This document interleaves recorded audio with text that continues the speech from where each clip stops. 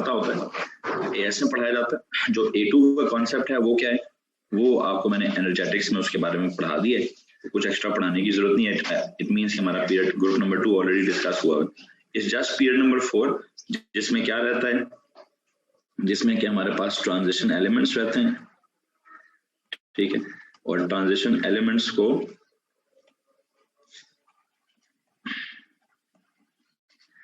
हम किस तरीके से पहचानते हैं, ट्रांजिशन एलिमेंट्स की मुख्तलिफ किस्म की पहचान है हमारे पास। सबसे पहली बात क्या है कि सर ये जो ट्रांजिशन एलिमेंट होता है what is it, it is number 1, सबसे पहली बात है डी ब्लॉक होता है, they are known as d block elements. They can form one or more stable lines even with क्या, even with incomplete d orbitals। क्या करते हैं इनकी, हमारे पास क्या कॉन्सेप्ट है जी, वेरिएबल वैलेंसी होती है या वेरिएबल ऑक्सीडेशन स्टेट होती है। उसके बाद हमने क्या पढ़ा, वेरिएबल वैलेंसी या वेरिएबल ऑक्सीडेशन स्टेट के बाद प्लीज बताएंगे क्या पढ़ा।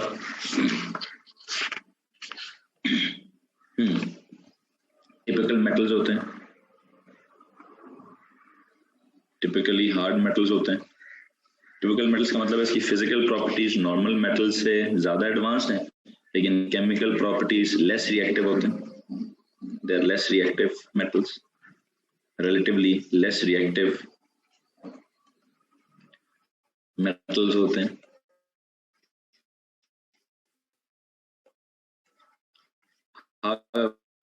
However, ये क्या बनाते हैं, they form complexes, they form complex compounds.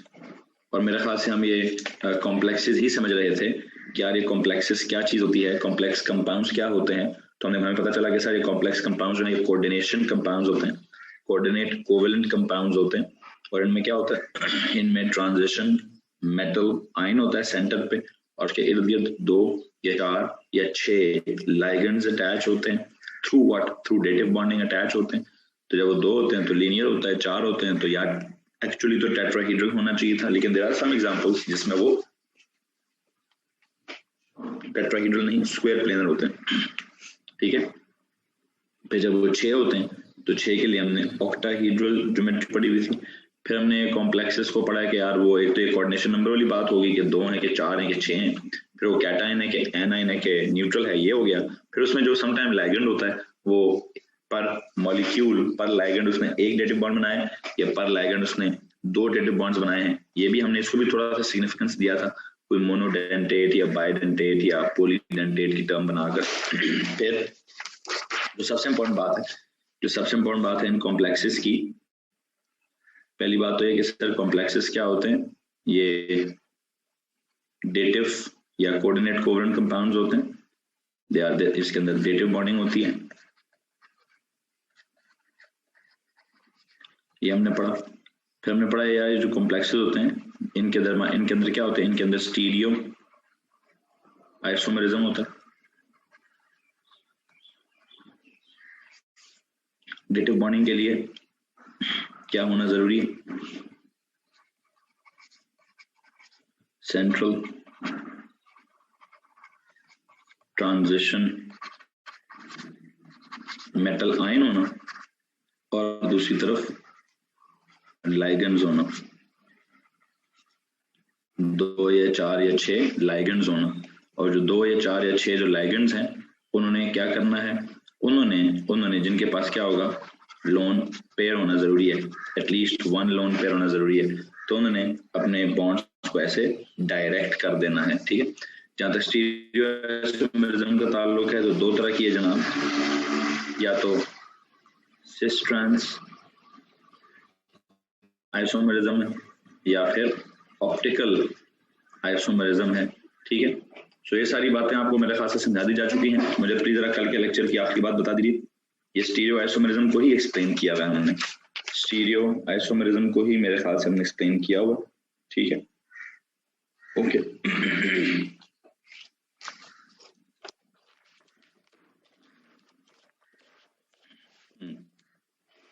दो टॉपिक्स हमारे पास अब रह गए हैं।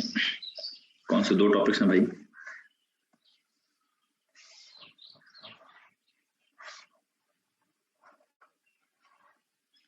इधर तक मैं लगाता हूँ।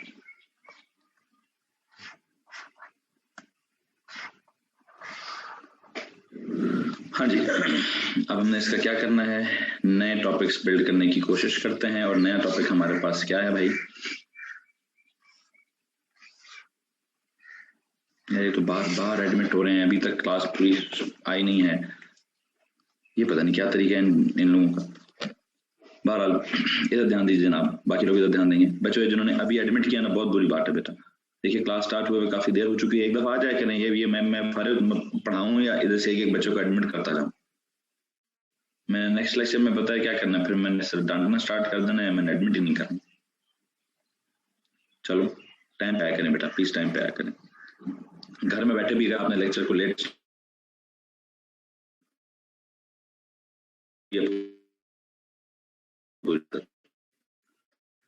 जी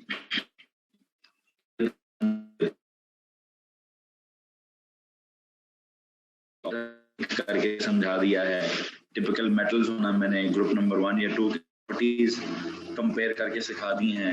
लेस रिएक्टिव होना मैंने शायद इलेक्ट्रोड पोटेंशियल के साथ भी सिखा दिया होगा।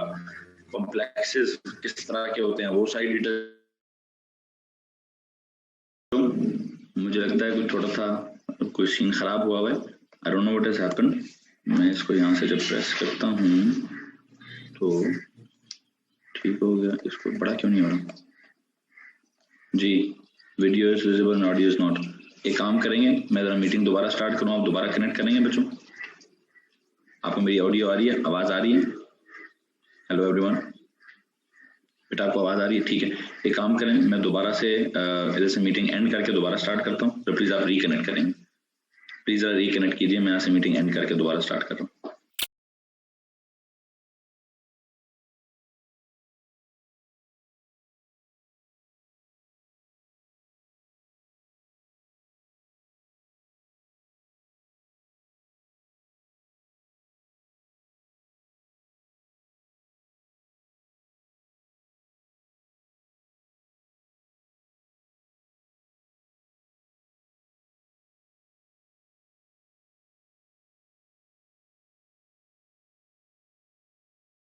क्या होगा?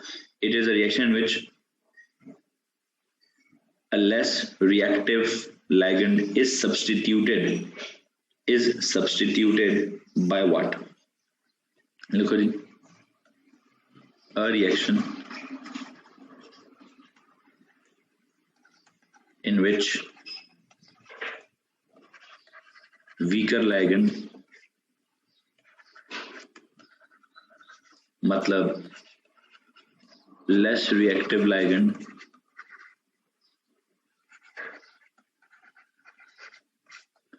is substituted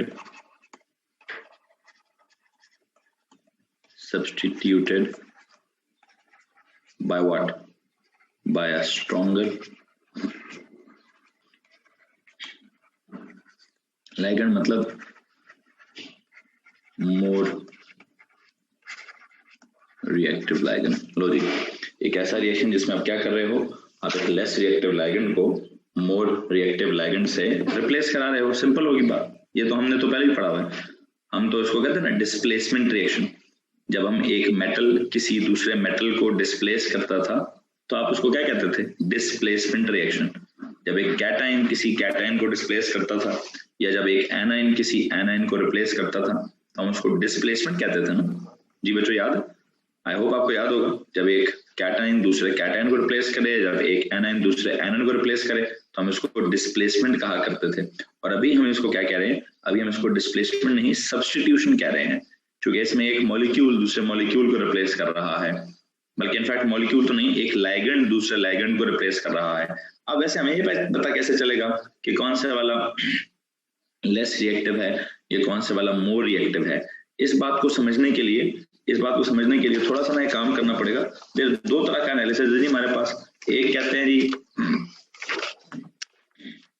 क्वालिटेटिव एनालिसिस है, और एक हमारे पास है क्वांटिटेटिव एनालिसिस। ठीक है, इससे पहले कि मैं क्वालिटेटिव या क्वांटिटेटिव एनालिसिस की तरफ जाऊं, बल्कि इससे पहले कि मैं रिएक्शन की तरफ भी जाऊं, मुझे ये समझना बड़ा जरूरी है, ये समझना बहुत ही जरूरी है भाई कि वीकर लाइगेंड कौन है और स्ट्रॉन्गर लाइगेंड कौन है, लेस रिएक्टिव लाइगेंड कौन है और मोर रिएक्टिव लाइगेंड कौन है। मिसाल के तौर पर अगर मैं कंपेयर करूं, ठीक है, अगर मैं कंपेयर करूं कि जनाब ये लेस रिएक्टिव कौन है, मोर रिएक्टिव कौन है, एक सवाल लिखें जी किस किस को कंपेयर कराना है। कंपेयर द रिएक्टिविटी और स्ट्रेंथ ऑफ एक्वा, सवाल लिखें, रिएक्शन स्टार्ट नहीं करा रहा, यहीं पर रिएक्शन में बाद में स्टार्ट कर लूंगा, पहले एक सवाल लिख दीजिए। क्या सवाल है जी? कंपेयर द स्ट्रेंथ या फिर क्या बोलेंगे इसको यार, reactivity of aqua and amino ligands. Compare the strength और reactivity of aqua and amino ligands. लो जी, कौन है यार ये एक्वा लिगेंड कौन है? एक्वा मतलब H2O, अमाइनो मतलब NH3। ओके, मुझे बात बताओ एक्वा में कितने लोन पेयर्स हैं? 2। अमाइनो में कितने लोन पेयर्स हैं? 1। ओके हो गया, इसमें किसी को मसला तो नहीं है ना बच्चों, इसमें किसी को मसला तो नहीं है। अच्छा, अब आपने मुझे बताना है एक्वा में लोन पेयर किसके ऊपर है? ऑक्सीजन के ऊपर। अमाइनो में लोन पेयर किसके ऊपर है? नाइट्रोजन के ऊपर। ओके, अब इसका मतलब हाइड्रोजन को तो कंपेयर नहीं करना ना, एक्वा में ऑक्सीजन को और अमाइनो में नाइट्रोजन को आपस में कंपेयर करना है। FON के मुताबिक फोन, यू रिमेंबर इलेक्ट्रोनेगेटिविटी, कुछ याद है? आई होप आपको इलेक्ट्रोनेगेटिविटी का वो कॉन्सेप्ट याद होगा, जिसके मुताबिक which one is more electronegative? है जी, I believe oxygen is more electronegative. तो पहला जुमला तो मैं ये लिखूंगा, ऑक्सीजन इज more electronegative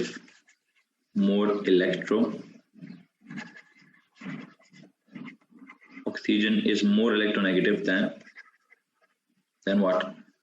बेटा अपनी वीडियो ऑफ करेंगे, अली हसन बेटा अपनी वीडियो ऑफ करेंगे, अली हसन वीडियो ऑफ करेंगे।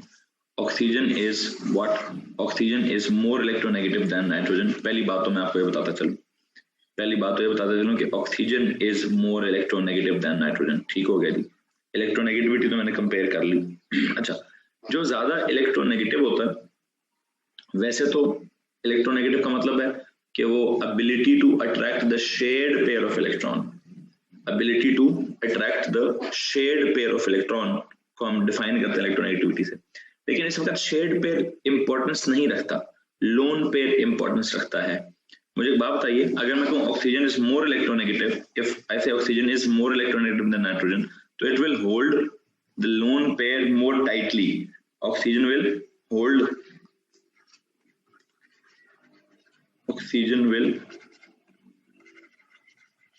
hold its lone pair या pairs more tightly।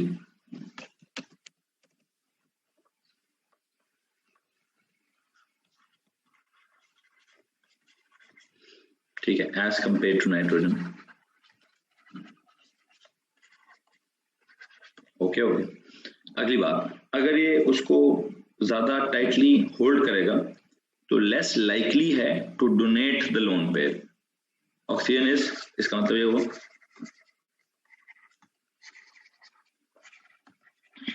Less likely to donate it's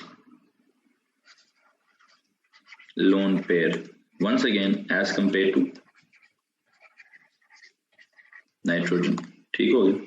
देखिए मैं क्या कह रहा हूँ, ऑक्सीजन की इलेक्ट्रोनेगेटिविटी ज्यादा है, इसलिए इसने अपने लोन पेयर को ज्यादा होल्ड करना है, ज्यादा जोर से पकड़े रखना है। तो अगर ज्यादा जोर से पकड़ रखेगा तो डेटिव बॉन्ड नहीं बनाएगा, it is less likely to donate its lone pair as compare to nitrogen. अगर डेटिव बॉन्ड ही नहीं बनाएगा, अगर ये डेटिव बॉन्ड ही नहीं बनाएगा तो बेटा जी मुझे एक बात बताएंगे, इसके डेटिव बॉन्ड की स्ट्रेंथ क्या होगी? कम। या तो ये कहते हैं सर डेटिव बॉन्ड की स्ट्रेंथ कम होगी, या फिर ये कहते हैं सर इसका मतलब हुआ ये लेस रिएक्टिव होगा। है जी, the strength of the dative bond formed by oxygen, चूंकि oxygen is less likely to donate its lone pair, ठीक है. So I believe the strength of the dative bond formed, the strength of the dative bond formed by oxygen is lesser than that of formed by oxygen. The strength of the dative bond formed by oxygen, the strength of the dative bond formed by oxygen is what? Is lesser than that of nitrogen. Logic. The strength of the dative bond formed by the oxygen is lesser than that of nitrogen. ठीक है. इसका मतलब ये हुआ कि यार ये जो इसकी डेटिव बॉन्ड की अगर आपने स्ट्रेंथ कम कर दी है तो उसका डेटिव बॉन्ड लेस स्टेबल होगा, ठीक है, या लेस रिएक्टिव होगा, है जी. एक्वा मतलब वाटर ने जो डेटिव बॉन्डिंग करनी है, एक्वा लाइगेंड जो हैं वो लेस रिएक्टिव हो गए या एक्वा लाइगेंड जो हैं वो लेस स्टेबल हो गए, इसके कॉम्प्लेक्सेस लेस स्टेबल हो गए. हम क्या कहेंगे? The strength of dative bond form by oxygen is lesser than that of nitrogen. So इसका एक और मतलब क्या निकलता है? एक मतलब आप ये निकाल लें कि सर एक्वा लाइगेंड जो हैं वो लेस रिएक्टिव हैं. इसका मतलब हुआ एक्वा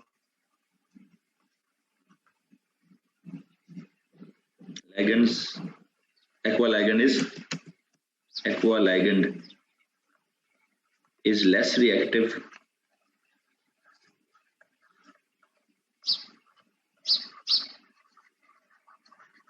as compared to क्या? As compared to, मेरे पास यहाँ जगह नहीं है, as compared to amino ligands. लो जी, किसको ना समझ आ रहा तो हाथ खड़ा कर दीजिए.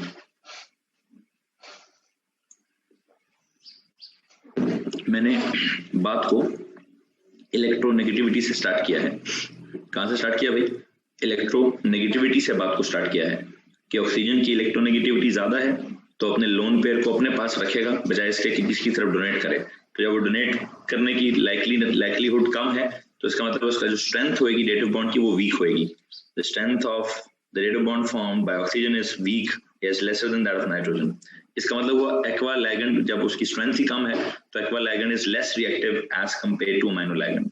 या फिर एक काम कीजिए, इसका मतलब है the complexes formed by aqua ligands are what? Are less stable. Hence आखिर में जाके लिखिए, hence the complexes formed by aqua ligands, the complexes formed by aqua ligands are less stable as compared to what? As compared to the complexes formed by amino ligands. लो जी, किसी के पास कोई सवाल है तो हाथ खड़ा कर सकते हैं आप. किसी के पास कोई सवाल है तो आप हाथ खड़ा कर सकते हैं. जी भाई, ये एक तरह से हम क्वालिटेटिव एनालिसिस कर रहे थे. ठीक है, क्या दो लाइगेंड्स हैं उनकी स्ट्रेंथ चेक की जाए, उनके जो कॉम्प्लेक्सेस हैं उनकी स्टेबिलिटी चेक की जाए, उनमें से कौन ज्यादा रिएक्टिव है कौन कम रिएक्टिव. तो इसका मतलब वो उल्टा हिसाब निकला. कुछ किस तरह का उल्टा हिसाब निकला? वाटर जिसमें ऑक्सीजन है जिसकी इलेक्ट्रोनेगेटिविटी ज्यादा है. अच्छा, तो इलेक्ट्रोनेगेटिविटी ज्यादा होने का मतलब ये नहीं है कि लाइगेंड की स्ट्रेंथ ज्यादा है. इलेक्ट्रोनेगेटिविटी ज्यादा होने का मतलब है लाइगेंड की स्ट्रेंथ कम है. क्यों? क्योंकि इलेक्ट्रोनेगेटिविटी अगर ज्यादा होगी तो अपने लोन पेयर को अट्रैक्ट करने की ताकत ही ज्यादा होगी. वो खुद के लोन पेयर को किसी और की तरफ डायरेक्ट करेगा ही नहीं, करने ही नहीं देगा. तो जब करने ही नहीं देगा तो उसका जो डेटिव बॉन्ड बनेगा वो उतना स्ट्रॉन्ग नहीं बनेगा, वो वीक बनेगा. तो जब वो वीक बनेगा तो उसकी स्ट्रेंथ कम होगी. जब उसकी स्ट्रेंथ कम होगी तो वो लेस रिएक्टिव होगा. जब लेस रिएक्टिव होगा तो जो कंपाउंड होगा वो लेस स्टेबल होगा. लोअर स्ट्रेंथ हायर इलेक्ट्रोनेगेटिविटी का मतलब है इसका मतलब एक फैक्ट ये डेवलप होता है कि sir greater the electronegativity of an atom in a ligand of the atom in the ligand, what will happen? Lesser the reactivity of the ligand. अगर उसकी इलेक्ट्रोनेगेटिविटी ज्यादा है of the atom of an atom in the ligand, तो उसके अंदर उसकी वजह से, उसकी इलेक्ट्रोनेगेटिविटी के ज्यादा होने की वजह से उसकी strength of as a dative bond as a donor, या उसकी strength of the dative bond या उसकी रिएक्टिविटी जो है वो कम होगी। तो काम करेंगे प्लीज, एंड पे जाकर एक फैक्ट लिखेंगे।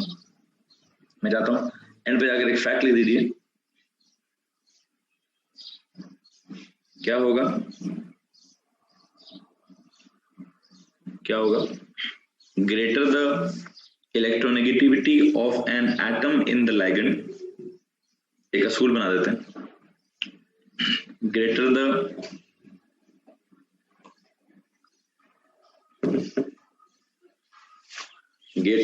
electronegativity of an atom in a ligand, greater the electronegativity of an atom in a ligand, lesser its reactivity,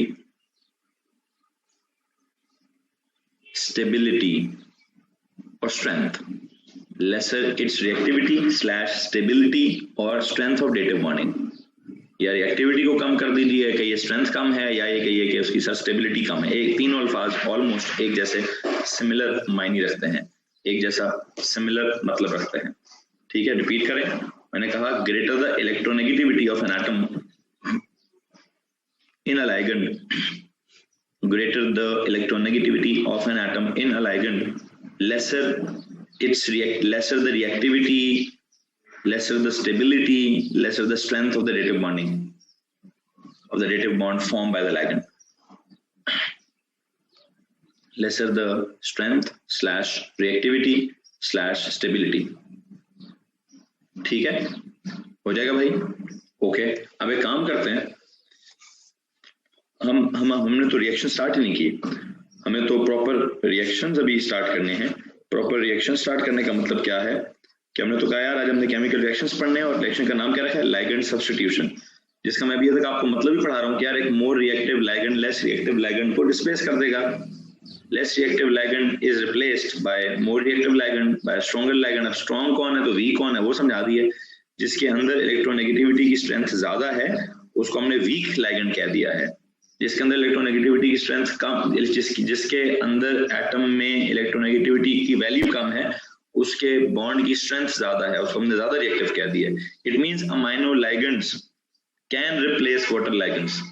अगर आप वाटर के किसी कॉम्प्लेक्स के अंदर अमाइनो डाल देंगे तो अमाइनो उसको आराम से रिप्लेस कर लेगा, अमाइनो उसको आराम से रिप्लेस कर लेगा। इसमें अगर किसी को परेशानी है तो प्लीज हाथ खड़ा करेंगे।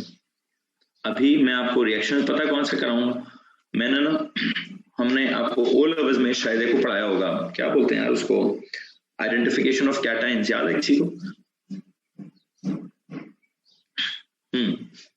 बच्चों आइडेंटिफिकेशन ऑफ कैटायंस वाला टॉपिक याद है? जिंदगी के ऑल काम फुल फ्लेज निभाना।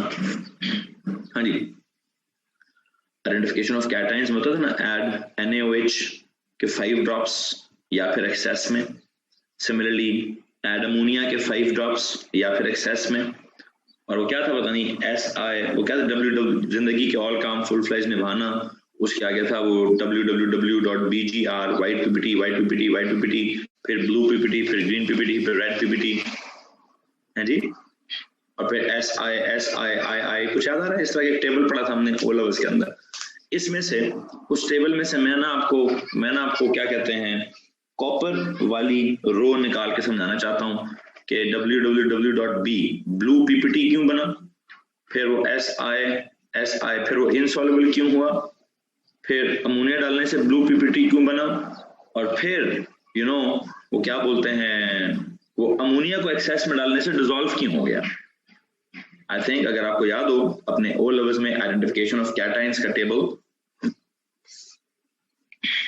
नेक्स्ट पेज पे जाता हूं, और वैसे मैं चाहता हूं नेक्स्ट पेज के मतलब जिस भी जगह पर आप मौजूद हैं, अगर आपका पेज चेंज नहीं हो रहा तो आप पेज के हेडर पे जाइए। आप पेज के हेडर पे जाके वैसे एक्स्ट्रा कुछ ओ लेवल्स का रिमाइंडर के तौर पर क्या लिखेंगे, पेज के हेडर पे जाइए, वहां लिखिए O level reminder. O level reminder में क्या याद कराना चाहता हूं मैं आपको,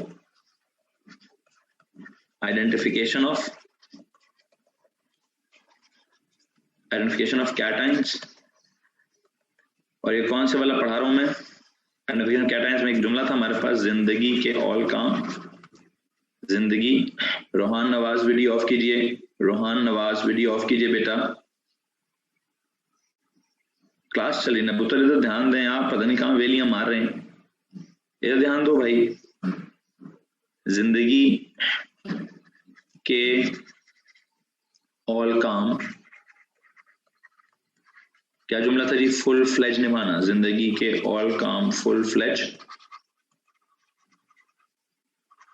निभाना, जिंदगी के ऑल काम फुल फ्लेज निभाना एक टॉपिक था। इस टॉपिक का नतीजा क्या था? जिंदगी जिंक, एंड देन के was calcium, all was aluminium, काम was copper, full fledge was iron का 2+ आयरन का 3+, निभाना वाज अमोनियम, ठीक है। और क्या था जी? WWWBGR, एंड यहाँ पे एक गैस रिलीज होती थी, पंजेंट स्मेलिंग गैस। फिर क्या था? SI, कुछ याद आ रहा है जी? जब हम NaOH डालते थे, तो ये सीन होता था, और जब आप NaOH की बजाय वो जब क्या बोलते हैं उसको, अमोनिया डालते थे, अमोनिया डालने से क्या सीन होता था? अमोनिया डालने से भी कुछ ऐसे ही होता था। W, इधर तो था ही कुछ नहीं, WW ब्लू GR, और फिर यहाँ पे क्या था जी? यहाँ पे S, ये I यहाँ आ जाता था, SI। मैं इस वक्त आपको ये समझाना चाहता हूँ कि भाई ये जब आप आइडेंटिफिकेशन ऑफ कैटायंस में कॉपर के आयन की क्या करते थे? कॉपर के आयन को आइडेंटिफाई करने के लिए पहले ऐड NaOH फिर ऐड अमोनिया करते थे। Add NaOH add ammonia, NaOH को ये पहले थोड़ा 5 ड्रॉप्स में डाल देते थे, फिर एक्सेस में डालते थे, फिर अमोनिया को 5 ड्रॉप्स में डालते थे, फिर एक्सेस में डालते थे। तो ये मैंने चेक कराना है कि यार ये सीन क्या चल रहा था, क्या एक्चुअली रिएक्शंस क्या हो रहे थे इस पूरी स्टोरी में, इस पूरी सारी स्टोरी में रिएक्शंस क्या हो रहे थे, ठीक है। हमारे पास जो स्पेसिफिकेशन में जुमला लिखा है वो क्या कहता है? स्पेसिफिकेशन वाला कहता है जी एक्सप्लेन व्हाट हैपेंस। 2 मिनट रुकेगा, जरा मैं जुमला पढ़ लूं। हमारी स्पेसिफिकेशन में what is he asking for? Colors? No. Describe and explain the reactions of transition elements. No, ये भी नहीं है। हाँ, explain qualitatively that ligand exchange can occur, including the complexes of copper ions with water and ammonia molecules, and hydroxide and chloride ions. With water and ammonia and hydroxide and chloride ions. Okay. Copper के ions में ligand exchange समझाना है, ठीक है। ये सही पहुंचे हम, सही पहुंचे। क्या पढ़ रहे हैं? दोबारा सुन लीजिए मैं आपको क्या पढ़ा रहा हूँ। ओ लेवल्स का आपको एक टॉपिक याद करा दिया मैंने, किस नाम से? आइडेंटिफिकेशन ऑफ कैटायंस के नाम से, जिसमें हम क्या करते थे? वो जिंदगी के ऑल काम फुल फ्लेज निभाना वाली कहानी होती थी। जिंदगी वाज जिंक, के was calcium, all was aluminium, काम वाज दिस कॉपर, काम वाज कॉपर 2 पॉजिटिव, ठीक है। कॉपर 2 पॉजिटिव में, कॉपर 2 पॉजिटिव के अगर कंपाउंड में अगर आप पहले NaOH डालें तो क्या होता था? ब्लू PPT बनता था पहले, फिर इन एक्सेस में जब आप डालते थे तो इनसॉल्युबल रहता था, फिर जब आप अमोनिया डालते थे तब भी ब्लू PPT ही बनता था, और जब आप ये उसको एक्सेस में डालते थे तो वो सॉल्युबल हो जाता था। वो क्या हो जाता था? वो सॉल्युबल हो जाता था। ये कहानी है सारी की सारी, हैं जी। क्या कहानी? by 6 water molecules, overall medium aqueous है, पानी के लाइगेंड्स ने उसको सराउंड कर लिया है, और पानी के लाइगेंड्स ने जब उसको सराउंड किया तो 6 ने सराउंड किया, बाकी अब उसकी वो कैटायनिक है, वो टेट्राहीड्रल, टेट्रा नहीं यार, 6 वाला क्या होता है? ऑक्टाहीड्रल है, 6 उसका कोऑर्डिनेशन नंबर है, हेक्सा एक्वा कॉपर 2 आयन उसका नाम है। वो सारी डिटेल आपको पहले से पढ़ाई जा चुकी है। सवाल अभी हमारा ये है कि what happens when this NaOH is added? What happens when NaOH aqueous is added? You know what happens? के जवाब में तो आप ये दे सकते हैं, sir, initially a blue PPT is formed which remains insoluble even when NaOH is added in excess. तो मैं O levels में से जवाब क्या दूंगा इसका जवाब O levels में से क्या निकलता है? blue PPT is formed initially. A blue PPT is formed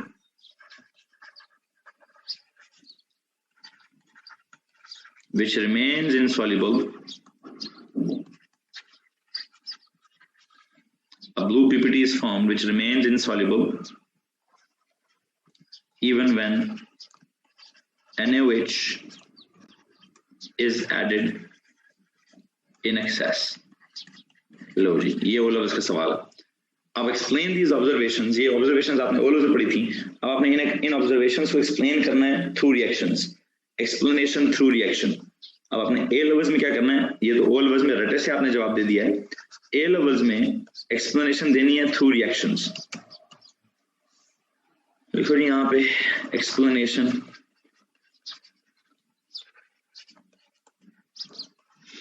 of the above observation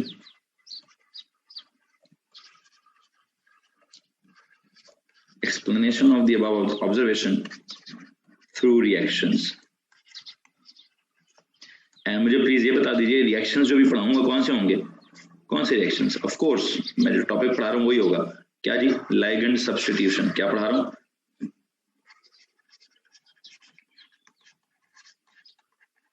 ligand substitution. ठीक है, तो let us follow, let us start these ligand substitution वाले reactions. Let us start के यार क्या reactions हो रहे हैं. देखिए मुझे आप एक बात बता दीजिए, जब आप NaOH डालते हैं, जब आप NaOH डालते हैं तो NaOH में कौन से ligands होते होंगे, NaOH में कौन से ligands होते होंगे, प्लीज बताएंगे. NaOH में हाइड्रोक्साइड लाइगेंड्स होते होंगे. हाइड्रोक्साइड लाइगेंड्स का मतलब क्या है, हाँ जी, हाइड्रोक्साइड लाइगेंड्स का मतलब क्या है, OH1 नेगेटिव लाइगेंड्स. चलो एक काम करते हैं, मैं यहाँ रिएक्शन लिखता हूँ भाई, रिएक्शन लिखता हूँ स्ट्रेट अवे. रिएक्शन ये है कि सर आपके पास वो कॉपर 2 पॉजिटिव है, कॉपर 2 पॉजिटिव एक्वियस सोल्यूशन है, आपने उसमें NaOH डाल दिया है, NaOH एक्वियस सोल्यूशन डाल दिया है. इस तरह से लिखने की बजाय क्या लिखें सर, इस तरह से लिखने की बजाय इससे बेहतर है कि आप लिखें कि कॉपर कैसा है, कॉपर ऐसा है, इसकी जगह ये लिखें, प्लस हाइड्रोक्साइड की जगह क्या लिखें, OH1 नेगेटिव लिखें, और इस O के ऊपर कितने, पहले वो वाटर था, वाटर लाइगेंड है, ये वाटर लाइगेंड और ये हाइड्रोक्साइड लाइगेंड है. कौन सा लाइगेंड है जी, हाइड्रोक्साइड लाइगेंड है.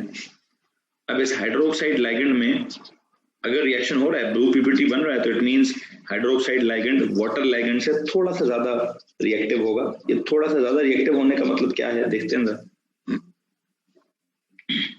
I believe not all of them, but hydroxide ने 6 पानियों की बजाय 2 पानी हटा देने हैं, 2 पानियों को हटा देना है, और उन 2 पानियों की जगह खुद को लगा देना है. 4 पानी के वहीं लगे रहेंगे, 4 पानी के मॉलिक्यूल्स वहीं के वहीं लगे रहेंगे. चलो जी, मेरे हिसाब से बनेगा. यहाँ पे क्या होगा, प्लस 2 वाटर के मॉलिक्यूल्स निकाल लिए गए, 2 वाटर के मॉलिक्यूल्स निकाल लिए गए, और यू नो व्हाट, कॉपर के ऊपर 2 पॉजिटिव का चार्ज है, हाइड्रोक्साइड के ऊपर अगर 2 है तो 2 नेगेटिव का चार्ज हो गया. अब ये कोई कैटायन है कि न्यूट्रल है, इसके बारे में आप क्या ख्याल है.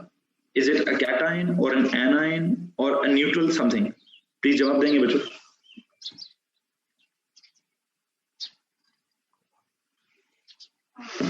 यार जवाब एक्सपेक्ट कर रहा हूँ, प्लीज जवाब एक्सपेक्ट कर रहा हूँ जी. न्यूट्रल है सर, ठीक हो गया जनाब, न्यूट्रल है, न्यूट्रल है. कॉपर के ऊपर 2 पॉजिटिव हो गया, OH के ऊपर 2 नेगेटिव हो गया, मतलब 1 नेगेटिव इंटू 2 ने ओवरऑल चार्ज 0 हो गया. तो जब ये ओवरऑल चार्ज 0 हो गया तो let me tell you what is this now. This is a solid, this is a solid जी भाई. अब अगर आप थोड़ा गौर करेंगे तो गौर ये फरमाइए कि बेटा ये जो था ना, ये कॉपर के जो सॉल्यूशंस होते हैं, कॉपर के जो सॉल्यूशंस होते हैं, what are they are blue colour. This solution is blue coloured solution.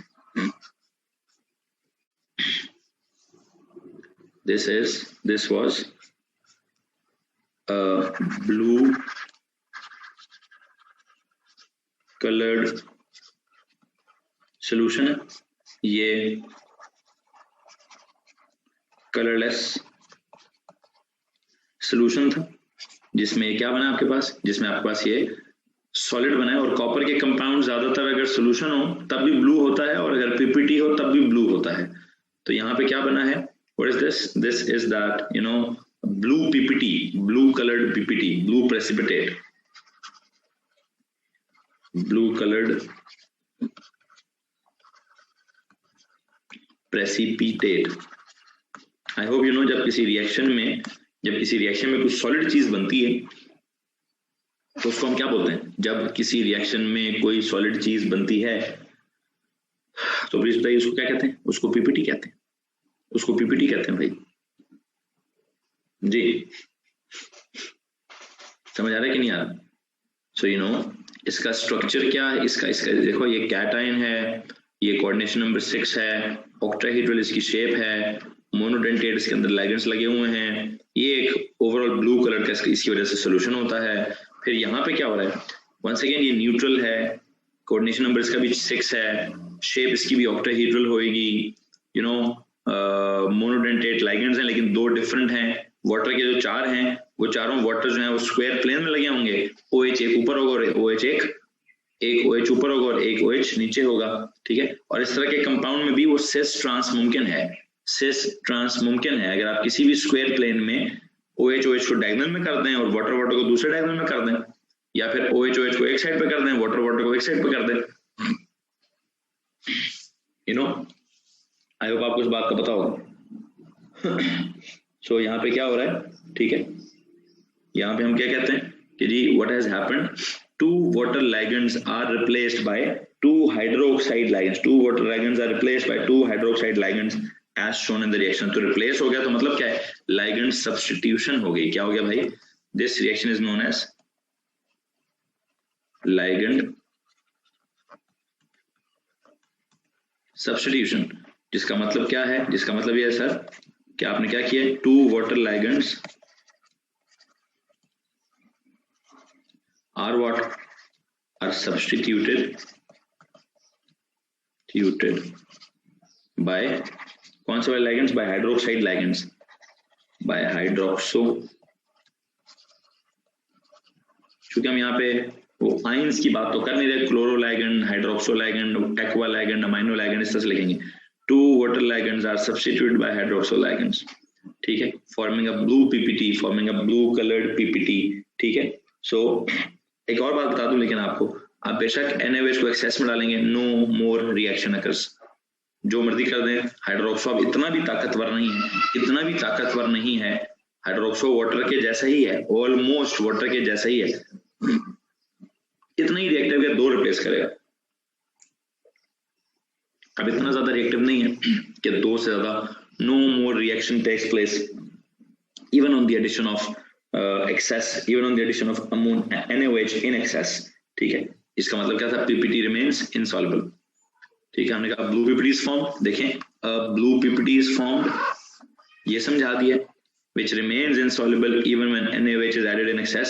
इसका मतलब क्या है, no more reaction takes place, no more reaction takes place even when NaOH is added in excess, because hydroxide ion की stability या hydroxide ion की reactivity या hydroxide ion की वजह से जो स्ट्रेंथ है वो उतनी ज्यादा नहीं है वाटर से, क्योंकि वाटर भी एक तरह से हाइड्रोक्साइड टाइप चीज ही है। वाटर में भी H2O है, O के साथ 2 लोन पेयर हैं, एक H पॉजिटिव है, मतलब थोड़ा सा फर्क है। वहां पे O पार्शियल नेगेटिव था, यहाँ पे O पूरा नेगेटिव हो चुका है, वहां पे O पार्शियल नेगेटिव था, यहाँ O पूरा नेगेटिव हो चुका है। नो, बस सिंपल एक बात याद रख दीजिए, no more reaction takes place. End पे जाके कॉर्नर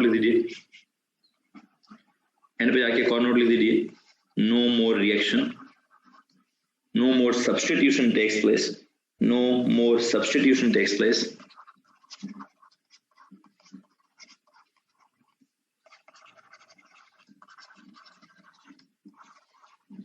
even when NaOH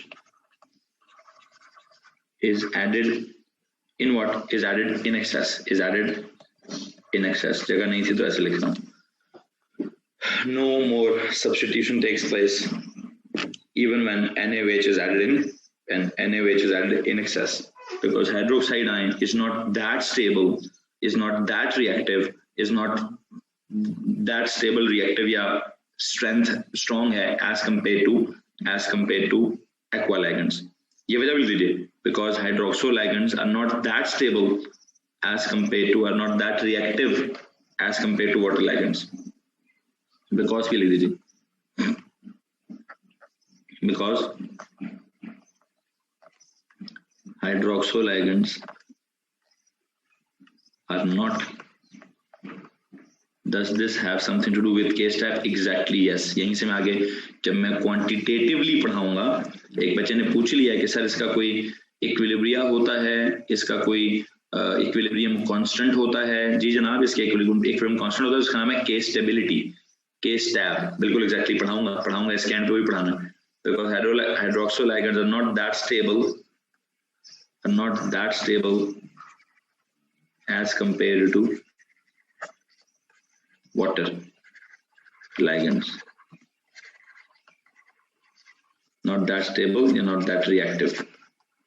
अब हैं जितने हैं, दो रिप्लेस कर लिए उनके लिए बहुत बड़ी बात है, दो रिप्लेस कर लिए बहुत बड़ी बात है, उससे ज्यादा नहीं रिप्लेस हो सकते, उससे ज्यादा नहीं सब्स्टिट्यूट हो सकते. ठीक है, क्यों नहीं हो सकते? आगे अभी वो पढ़ाना है, एक क्या पढ़ाना है, वो बच्चे ने पूछा सर आप आगे केस टैब पढ़ाएंगे? हाँ जी, के सी, के पी, के ए, के बी, के डब्ल्यू, के मुख्तलिफ किस्म के आपके के एस पी पढ़ा हुआ है.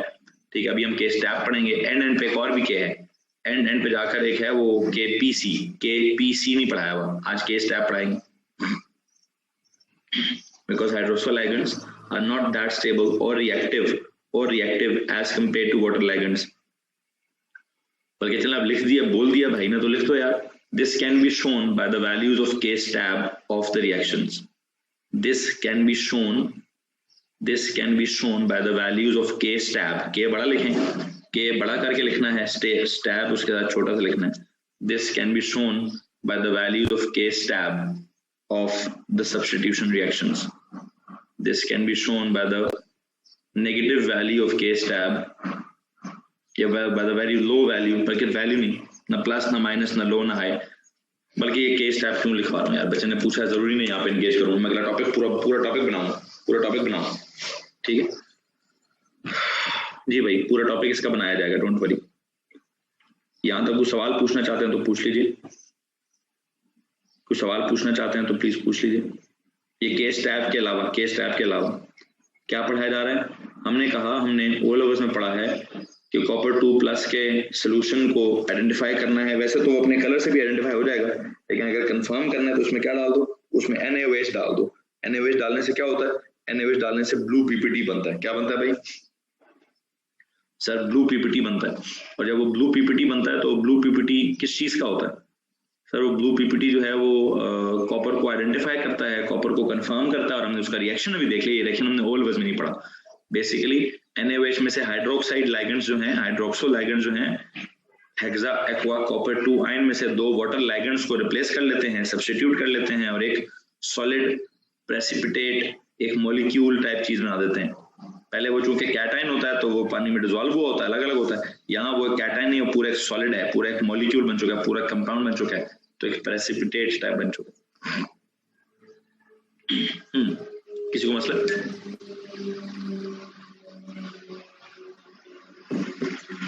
Anyone? नहीं? ओके. अब यहाँ तो आपने सवाल लिखा, explain what happens when NaOH is added to an excess solution of that. अब अगर अगला सवाल मेरे पास क्या बनता है, अगला सवाल ये, explain what happens when aqueous ammonia is added to an aqueous solution containing copper 2 positive ions. लो जी, अगला सवाल क्या है?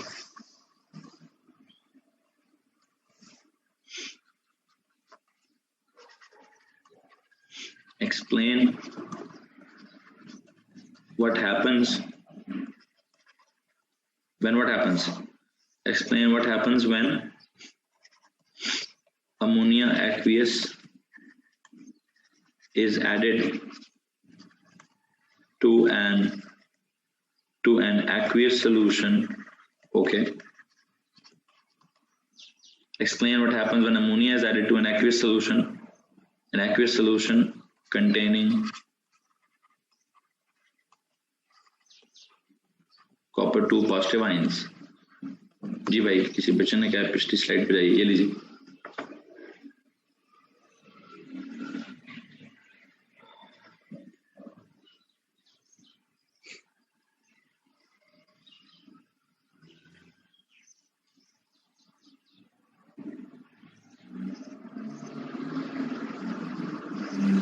जी भाई लिख चुके,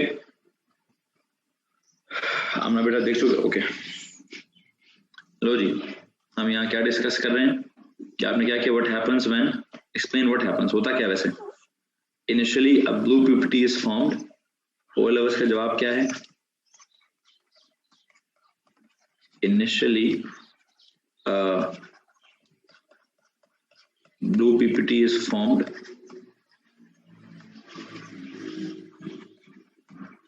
which dissolves or disappears when ammonia is added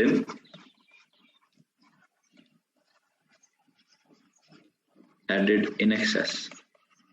लो जी, यहाँ क्या हुआ, पहले ब्लू पीपीटी यहाँ भी बना लेकिन वो फिर गायब हो गया जब आपने अमोनिया को ढेर सारा डाल दिया। कैसे जी, वजह क्या है, an aqueous solution containing copper 2+ ions, इसका मतलब क्या है, कॉपर 2+ एक्वियस, या फिर कॉपर के साथ क्या लगा हुआ है,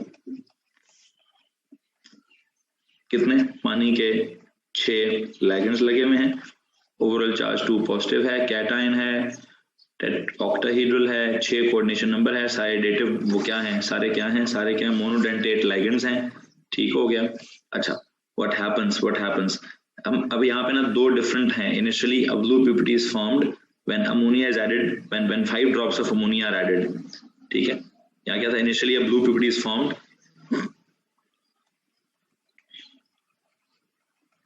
when 5 drops of ammonia are added, ठीक है, which dissolves or disappears when ammonia is added in excess। क्या होता है, that PPT, which का मतलब क्या है, PPT dissolves or disappears when excess of ammonia is added। लो जी, ये आपके पास कुछ ऑब्जर्वेशन है, आप इस ऑब्जर्वेशन को थोड़ा सा एक्सप्लेन करते हैं कि सारी ऑब्जर्वेशन कैसे हो सकती है, क्या हुआ है। पिछले पेज पे भी हमने क्या किया था कि हमने एक्सप्लेन क्या किया था, explanation of the above observation through reactions. तो यहाँ पे भी क्या करेंगे, एक्सप्लेनेशन देते हैं अबव ऑब्जर्वेशन की, एक्सप्लेनेशन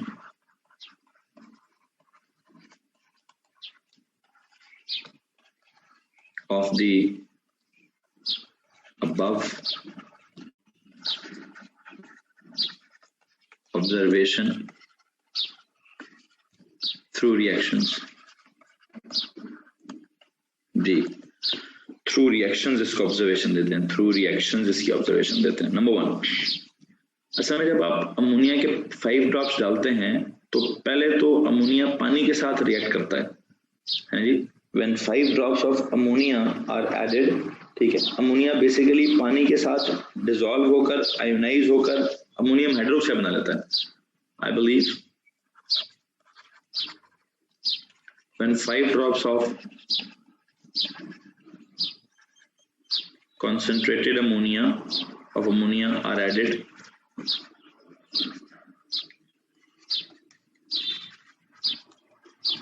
it dissolves, बल्कि it ionizes in the aqueous solution।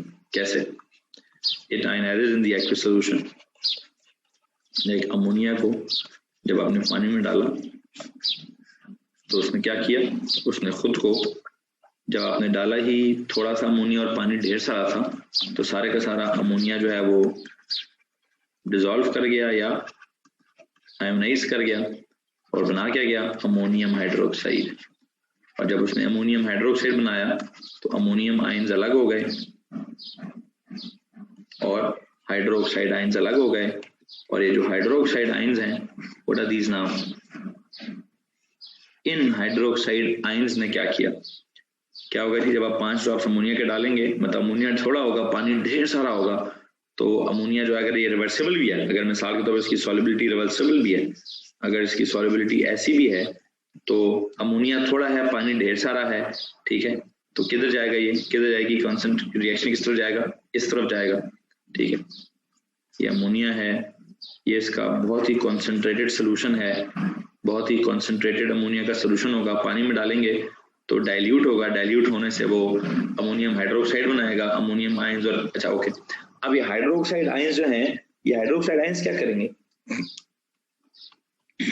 In hydroxide ions ने लाइगेंड के तौर पर एक्ट करना है और इन्होंने क्या कर लेना, इन्होंने इसमें से ये वाला है, इसमें से दो वाटर लाइगेंड्स को रिप्लेस कर लेना। these hydroxide ligands, these hydroxide ions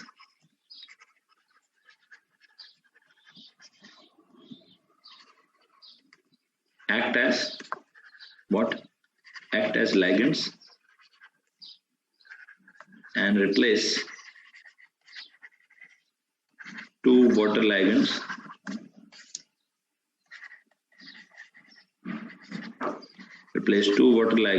from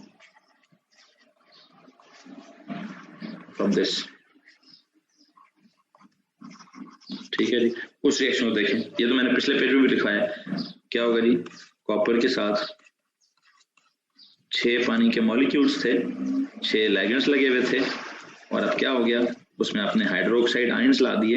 hydroxide ions भी लाइगेंड्स के तौर पर हैं, वो क्या करेंगे, वो कोई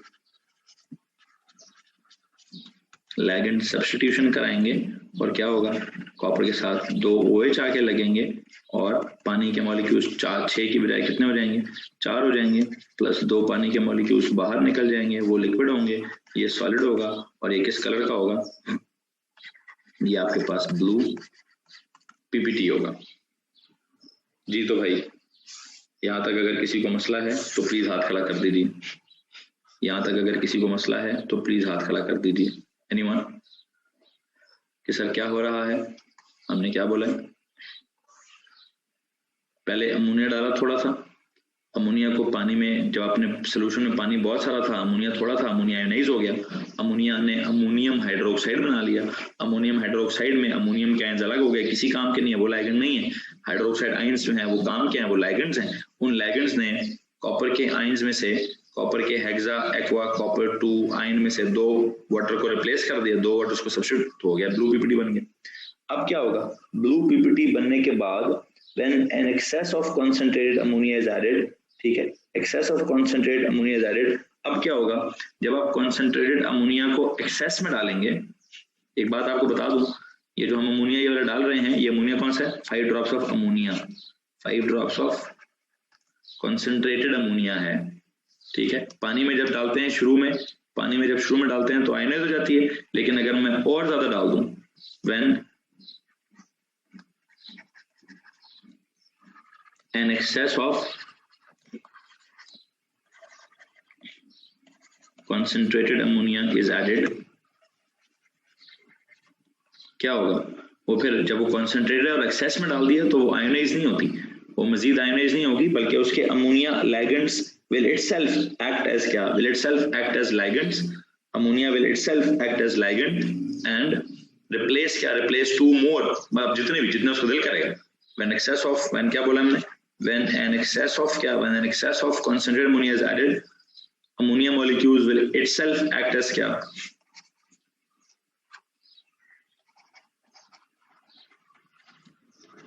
ammonia molecules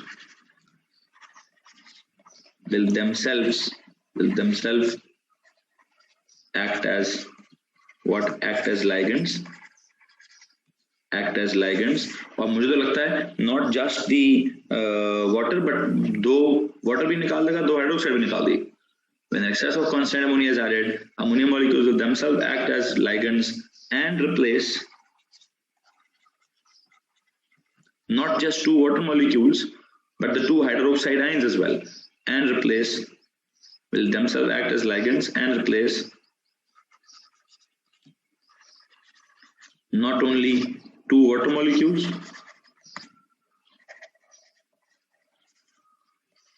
but the 2 hydroxide ions as well, but the 2 hydroxyl ligand, but not just the 2 water ligands.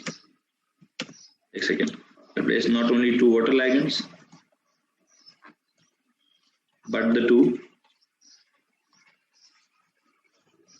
hydroxyl ligands as well, लो जी, वो अमोनिया में नाइट्रोजन पर जो लोन पेयर है उसका क्या सीन है? अमोनिया में नाइट्रोजन पर जो लोन पेयर है वो nitrogen is less electronegative. Oxygen की वाटर में भी ऑक्सीजन है, हाइड्रोक्साइड में भी ऑक्सीजन है, नाइट्रोजन दोनों से लेस इलेक्ट्रोनेगेटिव है। तो जब वो less electronegative, more stable ligand है, मोर रिएक्टिव लाइगेंड है, आराम से रिप्लेस कर लेगा, आराम से डिस्प्लेस कर लेगा। ठीक है, तो उसने क्या किया, उसने कहा जी अब मैं सिर्फ हाइड्रोक्साइड को नहीं हटाऊंगा, मैं फिर अब वाटर को भी हटाऊंगा, मैं सिर्फ हाइड्रोक्साइड को नहीं, मैं तो वाटर को भी हटाऊंगा। कैसे? अब जो आपके पास रिएक्शन है, आपके पास रिएक्शन है जी, कॉपर है, कॉपर में 2 हाइड्रोक्साइड हैं, 4 पानी के मॉलिक्यूल्स हैं। अब 2 हाइड्रोक्साइड हों, 4 पानी के मॉलिक्यूल्स हों, या ब्लू पीपीटी बना हो, और प्लस क्या हो, प्लस आप इसमें अमोनिया डाल दें ढेर सारी, और अमोनिया हो भी कॉन्सेंट्रेटेड सी, उसमें आयोनाइज ना हुई हो मॉलिक्यूल्स हों, अमोनिया के प्रॉपर मॉलिक्यूल्स हों। ठीक है, अमोनिया के प्रॉपर मॉलिक्यूल्स हों। ठीक है, तो क्या होगा, तो ये होगा सर जी, कॉपर ने क्या करना है, कॉपर में से 2 हाइड्रोक्स हो गए, एक सेकेंड जी, क्या क्या गया, 2 हाइड्रोक्साइड आयंस निकल गए, एक्वियस वो तो अलग करो, फिर 2 वाटर मॉलिक्यूल्स निकल गए, लिक्विड उसको भी अलग करो। पीछे बचेगा क्या, पीछे कॉपर के साथ बचेगा जी सर जी 2 वाटर के मॉलिक्यूल्स बचेंगे, और क्या आ जाएगा, 4 अमोनिया के मॉलिक्यूल्स आ जाएंगे। अब मेरा आपसे सवाल ये है, ये चीज क्या होगी, अब ये कैटायन है कि एनायन है कि न्यूट्रल है, क्या है ये, is it cation and anion और neutral complex? It's a cation, it's a cation. Ammonia no charge, water no charge, तो कॉपर के ऊपर एक है 2 पॉजिटिव का चार्ज, कॉपर के ऊपर है 2 पॉजिटिव का चार्ज। और बेटा कोई चीज अगर आयंस बने, किसी चीज का अगर आयन बने तो वो सॉलिड होता है कि वो एक्वियस होता है? हाँ जी, अगला भी सवाल है, अगला सवाल क्या है, अगर यहाँ ऊपर मैंने मॉलिक्यूल बनाया था तो मैंने मॉलिक्यूल की स्टेट को क्या लिखा था, मॉलिक्यूल की स्टेट को क्या लिखा था, मॉलिक्यूल की स्टेट को मैंने सॉलिड लिखा था। अब अगर मैं मॉलिक्यूल नहीं बना रहा, आयन बना रहा हूं, तो प्लीज बताइए इस आयन की स्टेट को क्या लिखूं, एक्वियस। क्या लिखूंगा जी, इस आयन की स्टेट को मैंने लिखना है एक्वियस। हाँ जी, इस आयन की स्टेट को मैंने लिखना है aqueous. And let me tell you, ये जो एक्वियस है, पहले क्या था, ब्लू सॉल्यूशन, ब्लू पीपीटी बना, और अब क्या हो गया, this is this, what is this, this is deep blue, क्या, this is known as deep blue solution. क्या चीज है जी, इस एक्वियस को अंडरलाइन करिए और यहां लिखिए डीप ब्लू सॉल्यूशन। पहले क्या था, पहले लाइट ब्लू सॉल्यूशन था, पहले ये वाला लाइट ब्लू सॉल्यूशन था, आपने इसमें अमोनिया डाला, पहले क्या होगा, पहले ब्लू पीपीटी बन गया, फिर ब्लू पीपीटी के बाद आपने जब अमोनिया को एक्सेस में डाला तो डीप ब्लू सॉल्यूशन बन गया। हाँ जी, ये था ना initially light blue PPT is formed when 5 drops of ammonia are added, which dissolves and disappears when excess of ammonia is added to form क्या, to form a डीप, लेकिन आप O levels में डीप ब्लू और light blue के चक्कर में पड़ते नहीं थे, डीप ब्लू सॉल्यूशन। अभी है थोड़ा सा चक्कर, पहले लाइट ब्लू पीपीटी बनता था when 5 drops of ammonia are added, now which dissolves or disappears when excess of ammonia is added to form a deep blue solution। तो आई होप आपको समझ आ गया होगा कि मैं क्या कह रहा हूं। किसी को भी मसला है तो प्लीज हाथ खड़ा कीजिए, किसी को भी मसला है तो प्लीज हाथ खड़ा कीजिए। जी भाई, एनीवन,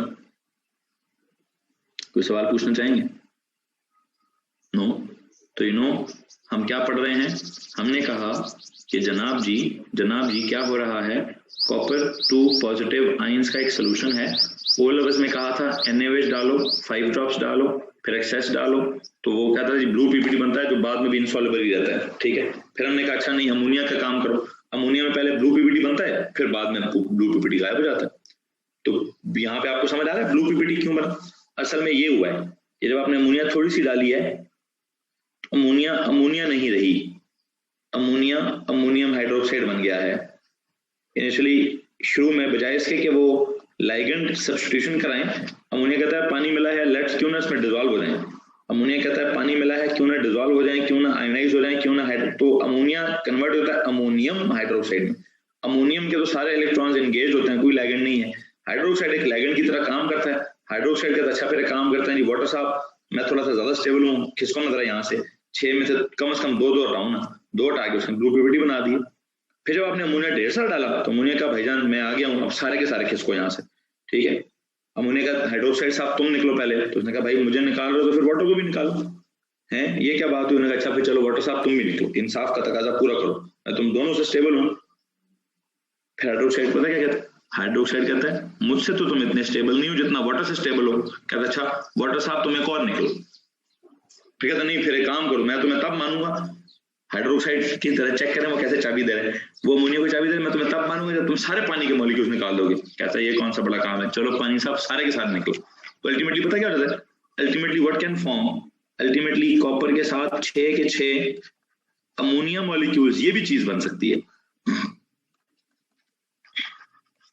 जितनी आप अमोनिया को तैश दिलाएंगे, ठीक है, जितनी अमोनिया को तैश दिलाएंगे अमोनिया ने वाटर उतने निकालने हैं। शुरू में तो उसने कहा चलो 2 हाइड्रोक्साइड निकालो 2 वाटर निकालो, ठीक है, बट आई बिलीव क्या हो सकता है, जब आप और अमोनिया डालेंगे, ammonia can displace, ammonia can replace, ammonia can substitute all the water molecules as well. एक छोटा सा नोट लिखें, फॉर्मिंग क्या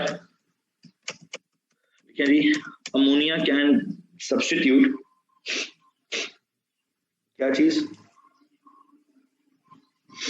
ammonia can substitute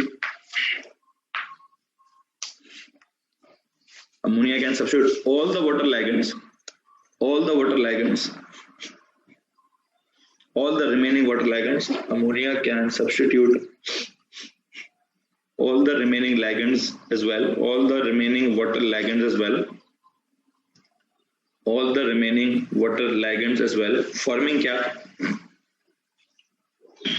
जी भाई, all the remaining water ligands forming copper के साथ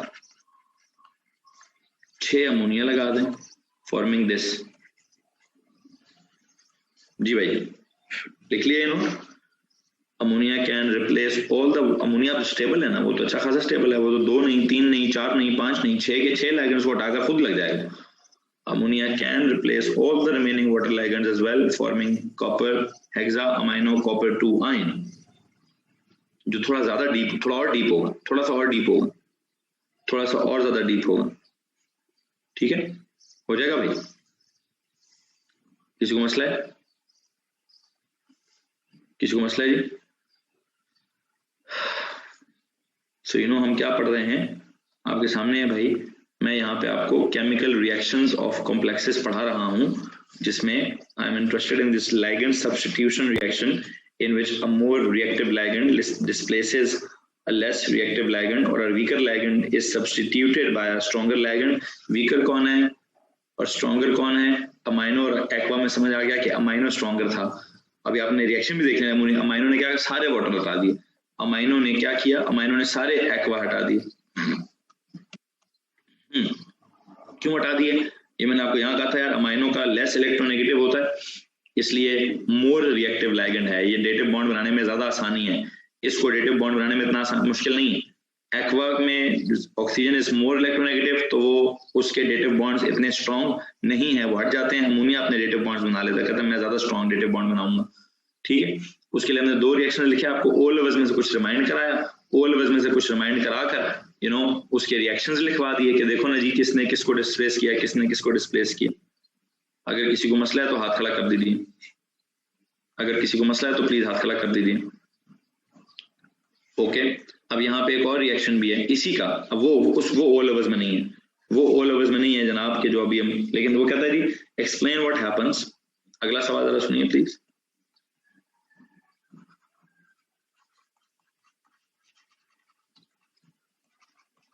Explain what happens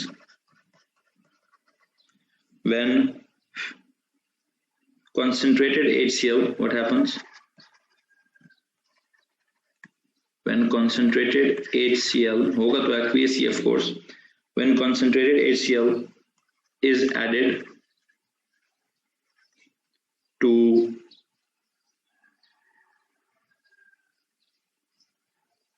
what happens when concentrated HCl is added to copper sulfate solution is added to जी बेटा जी आमना बेटा आपने मैसेज किया, पूछिए। What happens when concentrated HCl is added to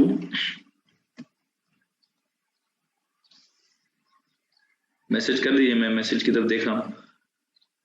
Explain what happens when concentrated HCl is added to copper sulfate solution is added to copper sulfate solution। ये एक सवाल है जी हमारे पास। Explain what happens when concentrated HCl is added to copper sulfate solution। आप इसका जवाब जरा सुनिए प्लीज। सीन वैसे तो ये है कि अगर आप HCl को डालते हैं कॉपर सल्फेट में, ये एक्वियस होता है, ये भी एक्वियस है। अगर मैं आपसे इनकी नेचर पूछूं तो एसिड होता है, HCl होता है एसिडिक, कॉपर सल्फेट होता है सॉल्ट। तो एसिड और सॉल्ट का कौन सा रिएक्शन पढ़ा है आपने? है जी, एसिड और सॉल्ट का तो कोई रिएक्शन नहीं होता। एसिड और सॉल्ट का, एक सेकेंड होल्ड करिए प्लीज।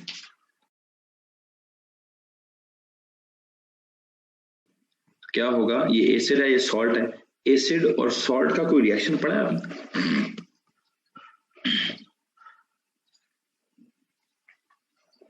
बच्चों प्लीज एक सवाल पूछ रहा हूं यार, जवाब दो। एसिड प्लस मेटल तो पड़ा है,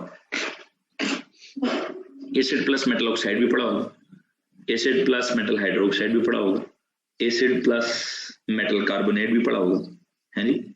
ये एसिड प्लस मेटल सॉल्ट कब पड़ा है? मतलब एसिड प्लस मेटल सल्फेट कोई रिएक्शन पड़ा है आपने? मुझे तो लगता है ओ लेवल में एसिड प्लस मेटल होता था डिस्प्लेसमेंट, फिर एसिड प्लस मेटल ऑक्साइड या मेटल हाइड्रोक्साइड होता था न्यूट्रलाइजेशन, फिर एसिड प्लस मेटल कार्बोनेट होता था थोड़ा सा स्पेशल रिएक्शन जिसमें सॉल्ट प्लस वाटर प्लस क्या, सॉल्ट प्लस वाटर प्लस क्या कहते हैं कार्बन डाइऑक्साइड निकलती थी। ये रिएक्शन तो कहीं नहीं पड़ा मैंने, है जी। यहाँ तो कोई रिएक्शन नहीं है मेरे हिसाब से, तो यहाँ acid plus salt has no reaction.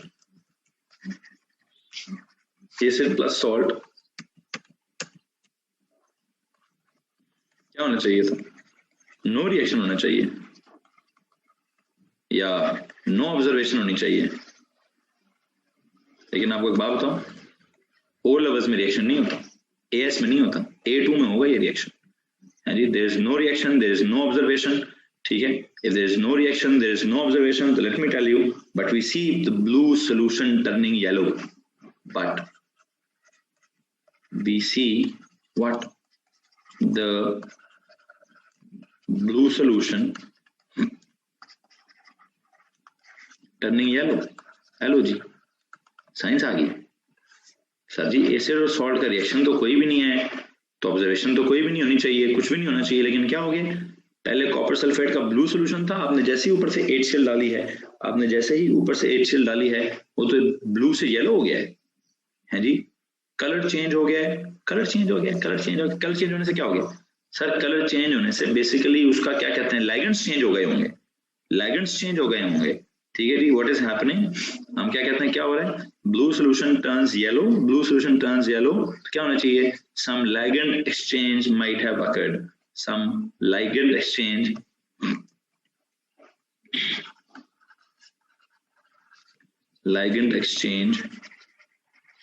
Has occurred, ठीक है जी।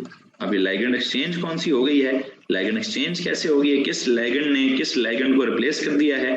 देखो बेटा, कॉपर सल्फेट में जो कौन से वाले थे, आई होप यू नो, उसमें कॉपर के साथ कॉपर सल्फेट एक्वियस में कॉपर 2 पॉजिटिव क्या थे, मतलब कॉपर के साथ 6 वाटर के लाइगेंड्स जुड़े हुए थे। कॉपर के साथ जब 6 वाटर के लाइगेंड्स जुड़े हुए थे, आपने ऊपर से क्या डाल दिया, आपने ऊपर से क्लोरीन हाइड्रोक्लोरिक एसिड डाल दिया, आपने Cl1 नेगेटिव के लाइगेंड्स डाल दिए ढेर सारे, ठीक है। जब आपने Cl1 नेगेटिव को एक्वियस ना लिखें, सिंपल लिखें, Cl1 नेगेटिव डाल दिए, व्हाट डू यू थिंक क्या होगा? ब्लू को या तो लाइट ब्लू कर दे, डार्क ब्लू कर दे, ब्लू को वायलेट कर दे, ब्लू को थोड़ा सा इंडिगो कर दे। उन्होंने कहा जी नहीं जी नहीं, ब्लू का मत ही फेर के रख दो, ब्लू वो दूसरी एक तरफ है और क्या कहते हैं ये येलो दूसरी रेंज में आता है। विप ग्योर में वायलेट, इंडिगो, ब्लू एक कोने में आते हैं और रॉय वो क्या कहते हैं रेड, ऑरेंज और येलो दूसरे कोने में आते हैं। तो उसने कलर ऑल टुगेदर ही चेंज कर, साइंस ही चेंज कर दी। लेट मी टेल यू क्या साइंस चेंज कर दी है। कॉपर के साथ 4 क्लोराइड लग गए हैं, ओवरऑल चार्ज 2 नेगेटिव हो गया है, 6 के 6 पानी के मॉलिक्यूल्स निकाल बाहर फेंके गए हैं, 6 के 6 पानी के मॉलिक्यूल्स निकाल कर बाहर फेंक दिए गए हैं। एक्वियस मीडियम के अंदर ही ये रिएक्शन एक्वियस मीडियम में ही हो रहा है। लेकिन पहले कॉपर के साथ 6 एक्वा लाइगेंड्स लगे हुए थे, अब कॉपर के साथ 4 क्लोरो लाइगेंड्स लगे हुए हैं। इसमें इसका जो कोऑर्डिनेशन नंबर था, प्लीज बताइए इसका कोऑर्डिनेशन नंबर क्या दिख रहा है आपको? 6। इसका कोऑर्डिनेशन नंबर क्या दिख रहा है? हाँ जी, इट्स कोऑर्डिनेशन नंबर इज 4। इसकी शेप क्या थी? ऑक्टाहेड्रल। इसकी शेप क्या है? 4 है टेट्राहेड्रल। शेप ही बदल के रख दी गई है, शेप ही बदल गई है, टेट्राहेड्रल हो गया है। फिर उसके बाद ये क्या था? This was cationic. ये क्या है?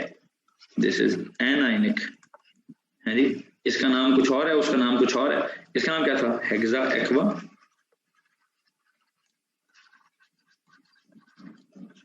Copper 2 ions. ओके, इसका नाम क्या है? इसका नाम क्या है? इसका नाम है sir tetrachloro cuprate ion. Tetrachloro, copper से क्यूपरेट 2 आयन। क्यूपरेट मतलब ओवरऑल जब कुछ चीज नेगेटिव होती है, ओवरऑल जब कुछ चीज नेगेटिव तो इसके एंड पे क्यूपरेट 8 लगाते हैं। ठीक है, क्यूपरेट, टेट्राक्लोरो क्यूपरेट 2 आयन। ठीक है, यहां तक किसी को परेशानी है? वहां सीन तो डिफरेंट होगा जब लाइगेंड्स ही डिफरेंट हैं, शेप ही डिफरेंट है, सारा कुछ डिफरेंट है। तो let me tell you, yes, ये जो आपका कॉपर वाला है, इसका कलर क्या है? It was a blue solution, इसका कलर है ब्लू। और जो ये वाला है, व्हाट इज इट? इसका कलर है येलो। ठीक है जी, इट्स अ येलो सॉल्यूशन। ठीक है जी, एक ब्लू है और एक येलो है, एक ब्लू है और एक येलो है जी भाई। यहाँ तक अगर किसी को परेशानी है तो प्लीज हाथ खड़ा कर दीजिए। लाइगेंड एक्सचेंज हुआ है जिसने कलर चेंज कर लिया है। इट मींस वैसे एक प्रॉपर्टी हमारी यहाँ बिल्ड हो रही है। यहाँ क्या प्रॉपर्टी बिल्ड हो रही है कि जनाब सर ये जो कॉम्प्लेक्सेस होते हैं, complexes are what? Complexes of transition elements are coloured. और एक चीज का अंदाजा हो रहा है कि जब लाइगेंड चेंज होगा तो कलर भी चेंज होगा। जब ज्योमेट्री चेंज होगी तब भी कलर चेंज होगा, लाइगेंड चेंज होगा तब भी कलर चेंज होगा। ठीक है, क्या पता ट्रांजिशन मेटल आयन चेंज हो जाए तब भी कलर चेंज हो जाएगा। ठीक है, ट्रांजिशन मेटल का आयन चेंज हो गया तब भी कलर चेंज हो जाएगा। ठीक है, सो यू नो ये मेरा आखिरी टॉपिक होगा वैसे कि कलर्स वाली साइंस समझानी है। कलर्स वाली साइंस समझानी समझा लेंगे, डोंट वरी, उसको भी समझा लेंगे। फिल वक्त जो बुनियादी बात सिखाई जा रही है वो क्या है? आपको लाइगेंड एक्सचेंज रिएक्शन समझाया जा रहा है कि जी क्या हो रहा है, रिएक्शंस हो रहे हैं और वो किस तरह के रिएक्शंस हो रहे हैं आपके सामने है। हम आपको क्या सिखा रहे हैं जनाब जी? बताएंगे जनाब? लाइगेंड एक्सचेंज का लाइगेंड सब्स्टिट्यूशन रिएक्शन या ligand replacement reaction, ligand displacement reaction, ligand exchange reaction समझाया जा रहा है। उसमें कॉपर की एग्जांपल मैंने बहुत ज्यादा उस पर तवज्जो दी है। कॉपर की एग्जांपल को मैंने बहुत ज्यादा डिटेल से समझाने की कोशिश की है। ठीक है, मुझे उम्मीद है इसमें आपको परेशानी नहीं होगी। हाँ जी, और कॉपर की एग्जांपल में मैंने इसको किस तरह से समझाया है? क्वालिटेटिवली समझाया है। इसका वो केस टाइप चीज अभी बिल्ड नहीं की। इसका कोई केस टाइप चीज होती है वो भी बिल्ड नहीं की गई। ठीक है, उसको बाद में नेक्स्ट एग्जांपल में कहीं बिल्ड कर लेंगे। ठीक है, एक काम करेंगे, रिएक्शन लिखेंगे प्लीज। एक और सवाल लिखेंगे। हाँ जी, आपको एक होमवर्क देना मैंने, एक होमवर्क है please. Will the electronegativities be given in the data booklet? नहीं, थोड़ा सा अंदाजा लगाना होता है। जब हम AS A2 में केमिस्ट्री पढ़ कर आते हैं तो हमें थोड़ा सा अंदाजा होता है क्या कौन ज्यादा इलेक्ट्रोनेगेटिव है, कौन कम इलेक्ट्रोनेगेटिव है। ठीक है, you know chlorine I believe is less electronegative. Oxygen की इलेक्ट्रोनेगेटिविटी दूसरे नंबर पे आती है। ठीक है, अहमद सुफियान, बेटा अपनी वीडियो ऑफ करेंगे प्लीज। अहमद सुफियान अपनी वीडियो को ऑफ करेंगे। अच्छा देखें, क्लोरो जो है, अगर आप ये जानना चाहते हैं कि सर हमें कैसे पता चलेगा किसकी इलेक्ट्रोनेगेटिविटी कम है, तो मैं उसके लिए ना आपको ये बात बताता चलूं कि जब हम पीरियोडिक टेबल में आगे की तरफ जाते हैं, तो सबसे लेफ्ट पे आते हैं मेटल्स, आगे आते हैं नॉन मेटल्स। तो आगे जाते हैं मेटालिक कैरेक्टर कम होता है, नॉन मेटालिक कैरेक्टर ज्यादा होता है। मेटल्स होते हैं इलेक्ट्रोपॉजिटिव, नॉन मेटल्स होते हैं इलेक्ट्रोनेगेटिव। आगे जाते हुए इलेक्ट्रोपॉजिटिविटी कम होती है, इलेक्ट्रोनेगेटिविटी ज्यादा होती है। तो एन के बाद आएगा क्या बोलते हैं ओ के बाद आएगा, ये मैंने पढ़ाया हुआ, बिल्कुल पढ़ाया हुआ एएस में। ओ के बाद आएगा एफ। एन से ज्यादा इलेक्ट्रोनेगेटिविटी है ओ की, ओ से ज्यादा इलेक्ट्रोनेगेटिविटी है एफ की। एफ का आ गया पहला नंबर, ओ का आ गया दूसरा नंबर, एन का आ जाना चाहिए ऑलमोस्ट तीसरा नंबर। फिर जब हम एफ, सीएल, बीआर और आयोडीन की बात करते हैं, तो नीचे जाते हुए let me tell you what happens to electronegativity. नीचे जाते हुए इलेक्ट्रोनेगेटिविटी वंस अगेन क्या होती है, फ्लोरीन, क्लोरीन, ब्रोमीन, आयोडीन। जब आप फ्लोरीन से नीचे आयोडीन तक जाते हैं तो इलेक्ट्रोनेगेटिविटी फिर से कम होती है। फ्लोरीन सबसे ऊपर है, नीचे जाते हुए साइज बड़ा होता जाता है, इलेक्ट्रॉन्स गेन करने की ताकत मुश्किल होती जाती है। तो 1 2 3 4 वंस अगेन ये वाले नंबर्स आना स्टार्ट हो जाते हैं। ठीक है, वंस अगेन ये वाले नंबर्स आना स्टार्ट हो जाते हैं। इसमें अगर मैं नंबरिंग देखूं तो मेरे ख्याल से आप उधर भी 1 2 3 है, नीचे की तरफ 1 2 3 है, ऐसे है 1 2 3 4 5 6 7 8 ऐसे चलती है नंबरिंग। 1 2 3 4 5 6 7 8 ऐसे। इधर से उधर जाएं, फिर इधर आ जाएं, फिर उधर जाएं, फिर इधर आ जाएं। तो 1 2 this should be 3, this should be 4, this should be 5, यहाँ पे कहीं होगा तो छठा होगा, यहाँ पे कहीं होगा तो सातवां होगा। इतनी ज्यादा डिटेल में जाने की जरूरत नहीं है, बस ये देखते हैं सर फ्लोरीन के साथ ऑक्सीजन है, फ्लोरीन से नीचे क्लोरीन है, फ्लोरीन के इधर ऑक्सीजन है, ये चेक करना है ना, ऑक्सीजन और क्लोरीन को चेक करना है ना। तो let me tell you, oxygen is more electronegative than chlorine. Fluorine की इलेक्ट्रोनेगेटिविटी सबसे टॉप पर होती है 4 नंबर, इसका नंबर है 4 आउट ऑफ 4, इसके नंबर होते हैं 4 out of 4।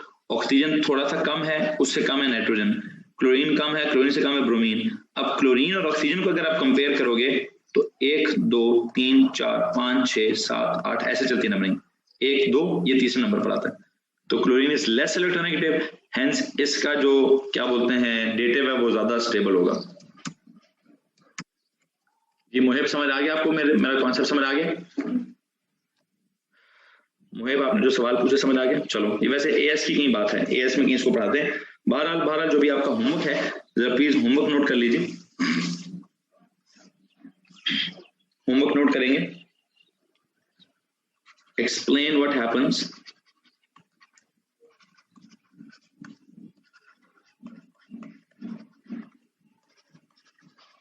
when number 1, explain what happens when ammonia, बल्कि एक सेकेंड पहले डालते हैं, explain what happens when NaOH aqueous, number 2 ammonia aqueous, and number 3 HCl aqueous is added to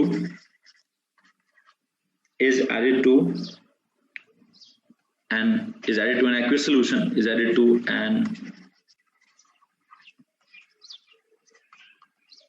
aqueous solution containing क्या, containing cobalt ions, an aqueous solution containing कौन से ions? cobalt ions। cobalt ions क्या होते हैं भाई? CO2 positive aqueous solution। Initially ये भी बताता चलूं, इनिशियली ये बिल्कुल एग्जैक्टली कॉपर की तरह है। कोबाल्ट के साथ भी क्या है? कोबाल्ट के साथ भी लेट मी टेल यू 6 पानी के मॉलिक्यूल्स लगे हुए जैसे कॉपर के साथ लगे हुए थे। सिर्फ फर्क क्या है? सिर्फ फर्क है कि इसका इनिशियल कलर थोड़ा सा डिफरेंट है। इसका इनिशियल कलर इज ब्लू, एक सेकेंड, ब्लू है कि पिंक है? पिंक है, एक second blue coloured cobalt is water returns, हाँ जी इसका कलर है pink. It is initially pink, coloured solution.